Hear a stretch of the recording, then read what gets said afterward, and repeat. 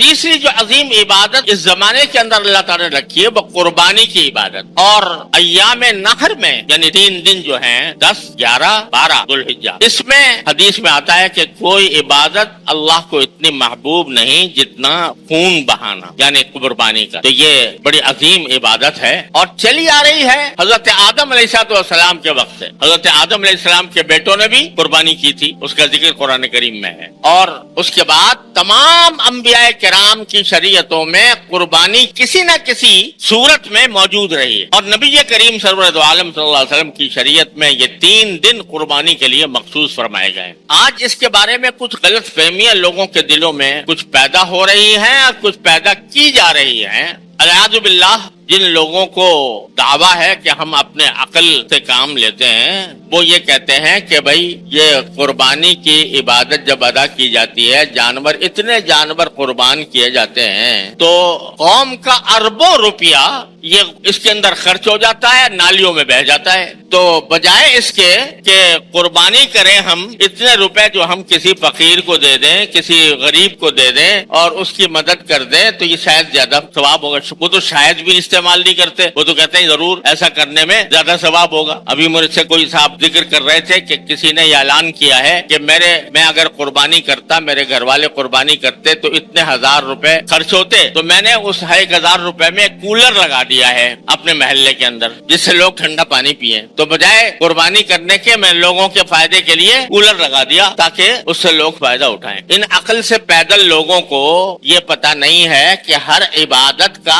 اپنا ایک مقام ہے، ہر عبادت کا اپنا ایک مقام ہے. نماز، کوئی شخص کہے کہ بھئی نماز میں میرے 15 منٹ خرچ ہوتے ہیں تو یہ 15 منٹ میں جا کے مریضوں کی عیادت کر لیا کروں گا بجائے نماز پڑھنے کے، مریضوں کی تیمارداری کر لیا کروں گا تو ان سے فائدہ ہوگا. تو یہ حماقت ہوگی نہیں ہوگی کہ آدمی وہ جو کام جس وقت میرے مولا نے فرض کیا ہے اس کو ادا کرنا یہی بندگی ہے. اور قربانی کا فلسفہ ہی یہ ہے، قربانی کا سارا فلسفہ ہی یہ ہے کہ آدمی اللہ تبارک و تعالیٰ کے حکم کے آگے سر جھکا کر اپنے سارے مفادات کو قربان کر دے. جو قربانی کس کی یاد میں ہو رہی ہے بھائی؟ سب مسلمان جانتے ہیں کس کی یاد میں؟ حضرت ابراہیم علیہ السلام اور حضرت اسماعیل علیہ السلام. اب اچانک ابراہیم علیہ السلام کو حکم آ جاتا ہے کہ اپنے پیارے چہیتے بیٹے کو قربان کر دو، ذبح کر دو. پلٹ کے ابراہیم علیہ السلام نے یہ نہیں پوچھا یا اللہ میاں یہ میرے بیٹے نے کیا قصور کیا ہے؟ نابالغ بچہ ہے. نابالغ بچہ جو ہوتا ہے وہ تو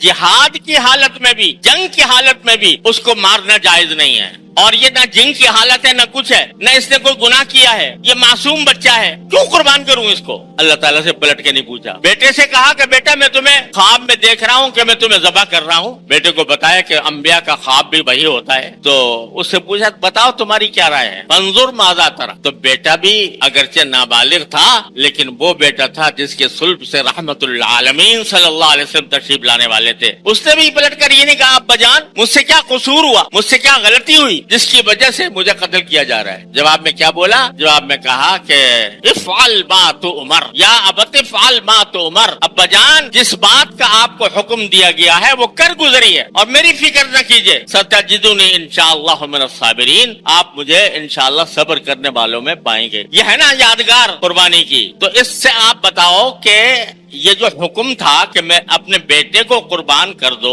اس کو عقل کی کسی ترازو میں تول کے دیکھ لو، اس کا کوئی تعلق عقل سے سمجھ میں آتا ہے؟ باپ اپنے بیٹے کو مارے، ایسے بیٹے کو نابالغ ہے، ایسے بیٹے کو جو بے قصور ہے، اور خود اپنے ہاتھ سے ذبح کرے بیٹے کو، کوئی عقل میں آتی ہے کوئی بات؟ لیکن پیغمبر تھے تو انہوں نے کہا جی عقل بقل کچھ نہیں ہے، ہماری اصل بات تو میرے مالک کا حکم ہے، لہذا لٹا دیا. فلما اسلم وتلہ للجبین. دونوں اللہ کے حکم کے آگے جھک گئے اور باپ نے بیٹے کو پیشانی کے بل لٹا دی. خاص طور پر قرآن نے ذکر کیا کہ پیشانی کے بل لٹایا، یعنی الٹا. کیوں؟ تاکہ میں باپ ہوں، کہیں جب چھری چلاؤں اس کے اوپر اس کا معصوم چہرہ میرے سامنے آئے تو کہیں میری چھری رک نہ جائے، تو الٹا لٹایا. یہی آزمائش تھی. اللہ تبارک و تعالی نے فرمایا کہ یا ابراہیم قد صدقت الرؤیا, تم نے خواب پورا کر دیا, اپنے کرنے کا کام کر لیا, میرے حکم کے آگے جھک گئے, اپنے بیٹے کو قربان کرنے کے لیے تیار ہو گئے. تو اب دیکھو ہم نے کیا معجزہ دکھانا ہے کہ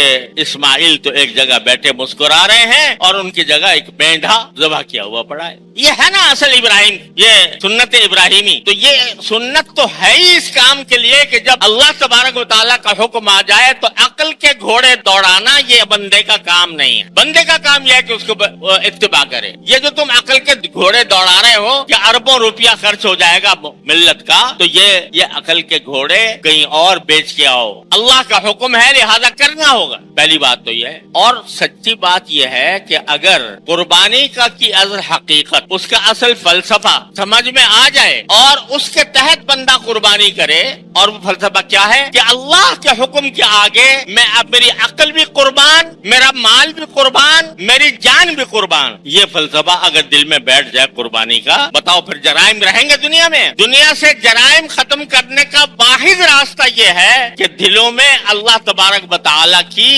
حکم ماننے کا جذبہ پیدا ہو جائے. قربانی یہ جذبہ پیدا کرتی ہے. یہ اربوں روپے جو تمہارے خرچ ہو رہے ہیں وہ اس لیے پہ خرچ ہو رہے ہیں تاکہ تمہارے دل میں اللہ تبارک و تعالیٰ کا حکم ماننے کا جذبہ پیدا ہو. اگر یہ جذبہ پیدا ہو گیا تو نہ تم سے ظلم ہوگا, نہ تم سے زیادتی ہوگی, نہ تم سے کسی کی حق تلفی ہوگی. لیکن ہم لوگ جب قربانی کرتے ہیں تو یہ تصور ذہن سے اوجھل رہتا ہے. بس ایک سمجھتے ہیں کہ رسم ہے, لہذا بسم اللہ پڑھ کے ذبح کر دیا, گوشت کھا لیا, گوشت کے مزے اڑا لیے. اور یہ تصور جو ہے کہ اللہ کے حکم کو ماننا ہی بندے کا اصل کام ہے, یہ بات ذرا ذہن سے اوجھل ہو جاتی ہے. سوشل میڈیا پر سب سے قدیم اور سب سے ریلائبل برانڈ درسقرآن.com